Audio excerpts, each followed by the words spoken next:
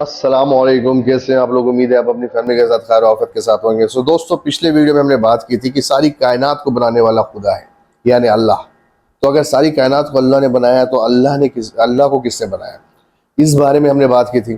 اس کے علاوہ اللہ نے جس طرح سے زمین کی تخلیق اور آسمانوں کی تخلیق 6 دنوں میں کی، اس کے بعد اس پر جو سب سے پہلا پہاڑ رکھا جبل خبیس، اس کے بارے میں ہم نے بات کی۔ میں نے آپ کو وہ جگہ دکھائی، اس کی ہسٹری بتائی۔ اب ہم اس سلسلے کو آگے لے کر چلتے ہیں۔ حضور صلی اللہ علیہ وسلم کی زندگی تک پہنچنے سے پہلے ہمارے لیے بہت ضروری ہے یہ جان جانا کہ جو نسل آدم ہے وہ کہاں سے شروع ہوئی، کعبہ کی تعمیر کہاں سے شروع ہوئی۔ کیونکہ جب تک ہم کعبے کی تعمیر کو نہیں سمجھ جاتے، ہم حضور صلی اللہ علیہ وسلم کے اس پہلو تک نہیں پہنچ سکتے جو اصل میں ان کی زندگی کے آس پاس گھومتی ہے۔ کیونکہ حضور صلی اللہ علیہ وسلم کی ساری زندگی مکہ اور کعبہ کے اطراف میں ہی تھی۔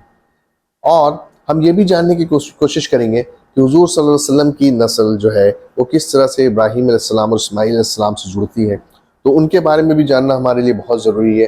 تو اس ویڈیو کو ہم جیسے کہ میں نے پہلے بھی کہا تھا کہ سلسلے وار طور پر لے کے جائیں گے، تاکہ کوئی بھی اس ویڈیو کو دیکھے تو آسانی سے اسلام کی ساری تاریخ کو سمجھ سکے۔ تو اس لیے جنہوں نے پہلا پارٹ مس کر دیا ہے، اس کا لنک ڈسکرپشن باکس میں موجود ہے، آپ دیکھ سکتے ہیں۔ تو آپ اسے دیکھ سکتے ہیں تاکہ آپ کو پچھلی باتیں سمجھنے میں بھی آسانی ہو سکے اور اس ویڈیو کو سمجھنے میں اور زیادہ آسانی ہو سکے، اور اس سلسلے وار کو سمجھنے کے لیے آپ کو ایک ترتیب مل سکے۔ تو بنے رہیے اس ویڈیو کے ساتھ۔ تو اس ویڈیو میں آگے بڑھنے سے پہلے میں سب سے پہلے یہ عرض کر دوں کہ اس زمین میں جو کعبہ ہے، اس کعبے کو بننے سے پہلے آسمان میں پہلے سے ہی ایک کعبہ موجود تھا جسے بیت المعمور کہتے ہیں۔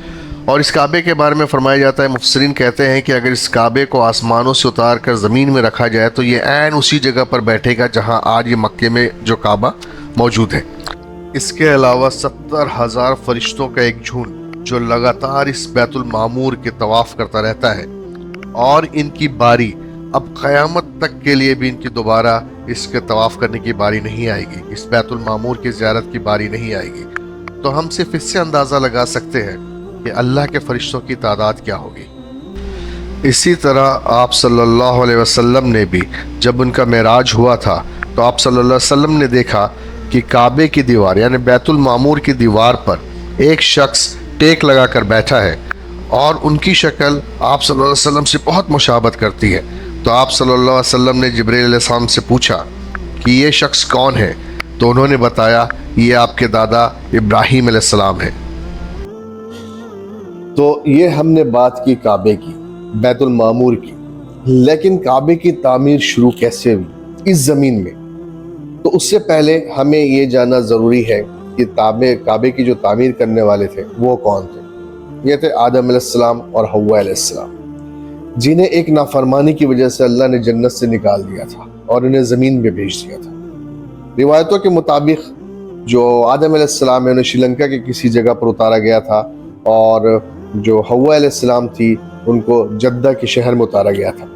تو اب میں آپ کو لے کر چلتا ہوں اس جگہ پہ جہاں پہ جب آدم علیہ السلام کو اور حوا علیہ السلام کو جنت سے نکال دیا گیا تھا، اور کافی سالوں کے بعد جب انہوں نے اللہ سے معافی تلافی کی تو اللہ نے انہیں معاف کیا، اور جس مقام پر آدم علیہ السلام اور حوا علیہ السلام کی ملاقات ہوئی تھی، جسے آج ہم جبل رحمہ کے نام سے جانتے ہیں، جو جبل رحمت کا پہاڑ ہے جو عرفات کے میدان میں موجود ہے، تو میں آپ کو لے کر چلتا ہوں اس جگہ پر جہاں پہ آدم علیہ السلام اور حوا علیہ السلام کی ملاقات ہوئی۔ اس کے بعد پھر ہم اس سلسلے کو آگے بڑھائیں گے کہ کس طرح سے انہوں نے کہاں رات گزاری، پھر کس طرح سے کعبہ بنانے کا حکم ہوا، پھر کہاں سے کعبہ بنانے کی شروعات ہوئی۔ ہم اس طرح سے آگے بڑھیں گے۔ تو چلیے لے کے چلتا ہوں جبل رحمت کی طرف۔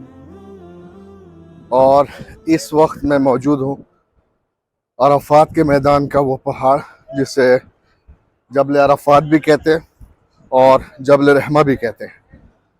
اور جبل رحمہ اس لیے کہتے ہیں کیونکہ یہ رحمت کا پہاڑ بھی ہے، کیونکہ یہی وہ مقام ہے جہاں پہ جب آدم علیہ السلام اور حوا علیہ السلام کو جنت سے نکال دیا گیا تھا، بے دخل کر دیا گیا تھا، تو اسی مقام پر آدم علیہ السلام اور حوا علیہ السلام کی ملاقات ہوئی تھی۔ اس کے بعد انہوں نے مزدلفہ میں ایک ساتھ رات گزاری تھی، جس کی وجہ سے مزدلفہ میں ہر حاجیوں کو رات گزارنا واجب کیا گیا ہے۔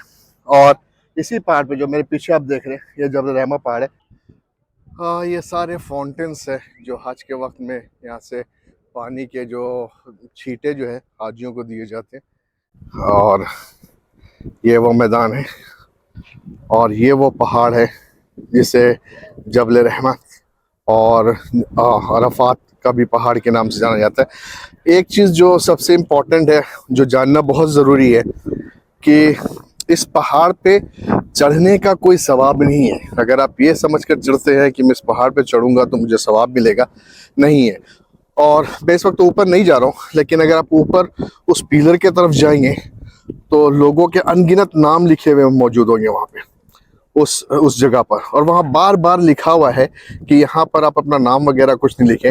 اور میں اس سے پہلے کی بھی ویڈیو میں بھی بتاتا آیا ہوں کہ یہ نام لکھنے کا کوئی معاملہ ہی نہیں بنتا، ٹھیک ہے۔ اور یہ جو پیلر بنا ہے، اس پیلر کو جو ہے ایک نشان کے طور پہ دیا گیا ہے کہ جب آدم علیہ السلام کو اور حوا علیہ السلام کو جنت سے نکال دیا گیا تو آدم علیہ السلام جو ہے وہ سری لنکا کے جو مقام ہے سری لنکا، وہاں پر اترے تھے، اور جو حوا علیہ السلام تھی وہ میرے شہر یعنی جدہ میں اتری تھی۔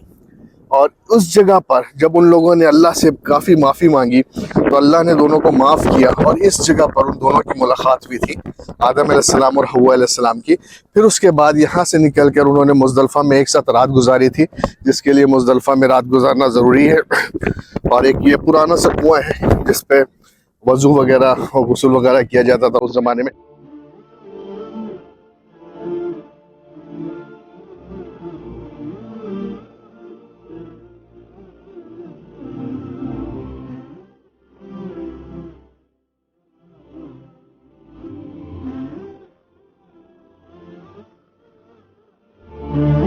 اور اسی جگہ پر میں بالکل ایگزیکٹلی کوئی چٹان آپ کو نہیں دکھا سکتا کہ کون سی جگہ پر، بس اسی جگہ پر حضور صلی اللہ علیہ وسلم نے حج کے آخری جو دعا تھی، بہت لمبی دعا مانگی تھی، اور جیسے کہ اس وقت ہو رہا ہے، ظہر سے انہوں نے دعا شروع کی تھی تقریباً، اور جس سے سبھی سورج جو ہے ڈوبنے کو آ رہا ہے، اسی طرح سے اتنی لمبی دعا کی تھی کہ سورج ڈوبنے کے قریب آ گیا تھا۔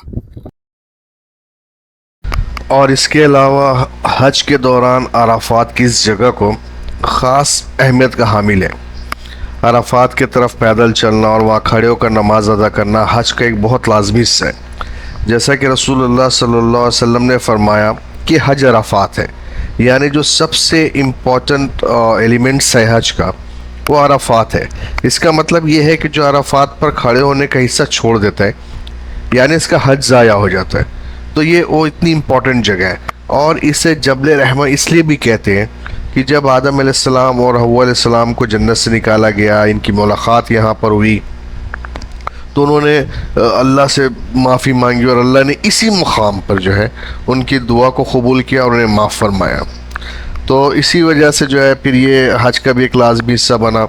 اور ذی الحجہ کے 90 دن، جسے عرفات کا بھی دن کہتے ہیں، عرفہ کا بھی دن کہا جاتا ہے، مینا سے عرفات کے لیے لوگ جتنے حاجی ہوتے ہیں وہ روانہ ہوتے ہیں۔ اس کے بعد آخری خطبہ دیا جاتا ہے، اور ظہر اور عصر کی جو کمبائنڈ نماز ہے ایک ساتھ عرفات کی وادی میں پڑھی جاتی ہے۔ تو اس کا ایک الگ ہسٹری ہے، جو ہم جس طرح سے آگے بڑھتے جائیں گے ہر ایک ہسٹری پر بات کرتے رہیں گے۔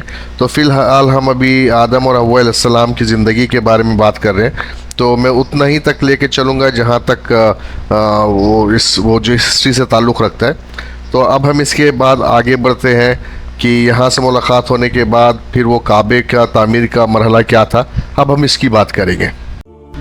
اس کے نیکسٹ پارٹ میں، آنے والے پارٹ میں ہم بات کریں گے کہ آدم علیہ السلام کو کعبہ بنانے کی ضرورت کیوں پیش آئی، اللہ نے کعبے کو لے کر انہیں کیا حکم دیا، اور اس کعبے کو کتنی بار تعمیر کیا گیا، کیا تاریخ ہے اس کعبے کی، اور دھیرے دھیرے اس کعبے کے بعد ہم جو مکہ کے حالات پر بات کرتے ہوئے آپ صلی اللہ علیہ وسلم کی زندگی سے ٹچ کریں گے۔